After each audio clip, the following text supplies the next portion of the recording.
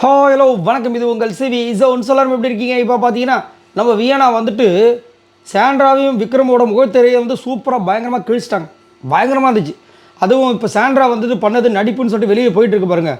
அதுக்கெல்லாம் ஒரு சூப்பரான விளக்கத்தை வந்து இப்போ வந்து சாண்ட்ராக்கு வந்து அகேன்ஸ்டாக வியனா அவங்க மூஞ்சிக்கு நேராக சொன்னாங்க.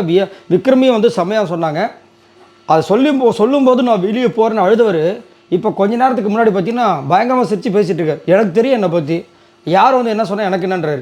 அப்போ கொஞ்ச நேரத்துக்கு முன்னாடி நான் இதெல்லாம் தப்பு பண்ணிட்டேன், பிக் பாஸ் என்னை வெளியே அமைச்சிருங்கன்னு சொன்னீங்களே, இதெல்லாம் என்ன அப்படின்ற மாதிரி இருந்துச்சு. ஸோ எல்லாத்தையும் பார்க்கலாம். அதுக்கு முன்னாடி பார்க்குற எல்லாரும் நம்மளோட சேனலை சப்ஸ்கிரைப் பண்ணிட்டு பாருங்கள், லைக் பண்ணுங்கள், கமெண்ட் பண்ணுங்கள், ஷேர் பண்ணுங்கள். இப்போ வாங்க இந்த வீடியோக்குள்ளே போகலாம். ஸோ வந்த உடனே பார்த்தீங்கன்னா ஒரு டாஸ்க் ஒன்று கொடுத்தாங்க. அந்த டாஸ்க்கை யாருமே ஒழுங்காக பண்ணலை. அடுத்தது பார்த்தீங்கன்னா இவங்க வந்துட்டு எல்லாருக்கும் ரிவ்யூ கொடுக்க ஆரம்பிச்சிட்டாங்க.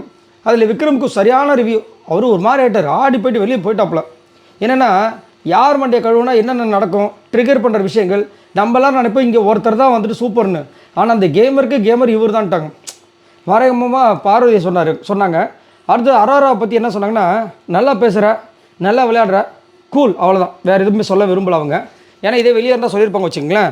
சபரிக்கு வந்துட்டு நீ உள்ளே ஒரு மாதிரி வெளியே ஒரு மாதிரி இல்லை, ஆனால் மிக்சர் சாப்பிட்டுட்டு இருக்க, கொஞ்சம் நடிக்கிற, அது வேணாம். ஆனால் நான் வெளியே போய் பார்த்தேன், இங்கே இருக்கும்போது நடிக்கிற மாதிரி இருந்துச்சு, ஆனால் வெளியே போய் பார்த்தேன் அப்படியே தான் இருக்குது, ஓகே நல்ல ஹியூமன் பீங்கிற மாதிரி கலாச்சி விட்டாங்க. அப்புறம் வினோத்துக்கிட்ட வந்துட்டு சாரியை வந்து நீங்கள் ஈஸியாக கேட்கவே மாட்டீங்க, அதே மாதிரி மூஞ்சி முன்னாடி என்ன பேசுகிறீங்களோ அதை தான் பின்னாடியும் பேசுகிறீங்க, அதே மாதிரி சாரி வந்து ஈஸியாக கேட்கக்கூடாது, உணர்ந்து தான் கேட்கணுன்றதை உங்ககிட்ட நான் கற்றுக்கிட்டேன் அப்படின்னு சொன்னாங்க. திவ்யா கிட்ட வந்துட்டு ஒன்று சொன்னால் செம்மையாக சொன்னாங்க.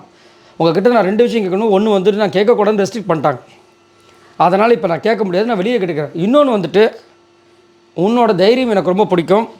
அதே மாதிரி வந்துட்டு என்கிட்ட சாட்சி இருக்குது, குறும்படம் இருக்குதுன்னு சொன்ன நீ வந்து சொல்லியிருந்த, வெளியில் வந்து குறும்படமே போட்டு என்னென்ன விஷயங்கள்னு சொல்லிட்டு அங்கே நீ வெளியே போய் பாரு, அப்போ உனக்கு தெரியும் அப்படின்ற மாதிரி சொல்லி முடிச்சிட்டாங்க. அது என்ன விஷயம் தெரியல. அடுத்தது வந்து சாண்ட்ராக்கு செம்மையாக ஒரு விஷயத்த கொடுத்தாங்க. சாண்ட்ரா, எனக்கு உன்னை பர்சனலாக வெளியே தெரியும், உனக்கு தெரியுமா தெரியாதா? ஆமாண்டாங்க. நீ யாருன்னா நான் உன்னை பார்த்துருக்கேன், நீ யாருன்னா எவில்கே எவில், அதாவது எவில்கே எவில், அந்த எவில்கே கொக்கா, அந்த மாதிரி நீ இருப்ப. அதாவது எனக்கு தெரியும், சுகர் கொடுத்தா அதை கல்லாக மாற்றக்கூடிய ஆள், சுகர் கொடுத்தா மிளகாவாக மாற்றக்கூடிய ஆள், பூவை கொடுத்தா கல்லாக மாற்றக்கூடிய ஆள் நீ. அந்த மாதிரி தில்லாக இருந்த பொண்ணு இங்கே வந்து ஐயோ அப்படின்னு இது பண்ணுறீ, அது எனக்கு ரொம்ப வியப்பாக இருக்குதுன்னு சொல்லிட்டு ஃபுல்லாகவும் சொல்ல முடியாதுல்ல, அதனால் அதை நீ பண்ணாத நல்லா இல்லைன்ட்டாங்க. ஸோ வெளியில் அவங்க எவ்வளவு ஒரு ஸ்ட்ராங்கான ஒரு ஆள், இப்போ வந்துட்டு அவங்க பண்ண விஷயங்கள் அவங்களுக்கே தெரியுது, அது வந்துட்டு நடிப்பு அப்படின்னு தெரியுதுனால வியனாவை வந்து சொல்லிட்டாங்க.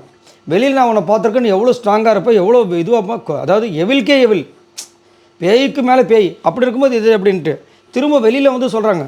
இன்னொன்று என்ன சொன்னாங்கன்னா, விக்ரமுக்கு சொன்னாங்க, நம்ம காணவனத்துக்கிட்ட பேய்க்கெல்லாம் பேய் நம்ம விக்ரமா, கேமருக்கெல்லாம் கேமர் கொக்கா, அதுதான் நம்ம ஸ்டாண்டர்ட் அக்கான்றாங்க.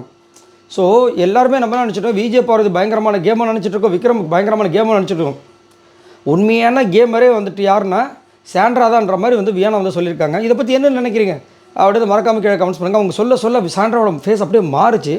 ஏன்னா அதை வந்தவொடனே இந்த மாதிரி பண்ணுறாங்களே, இந்த மாதிரி பேசுகிறாங்களே அப்படின்னு. ஏன்னா வெளியே வியனா வந்துட்டு இந்த ரெக்கார்டை பற்றி வந்துட்டு அதாவது ஒரு டிஃப்ரெண்ட்டான ஒரு பெர்ஸ்பெக்டிவில் வந்து பேசியிருந்தாங்க.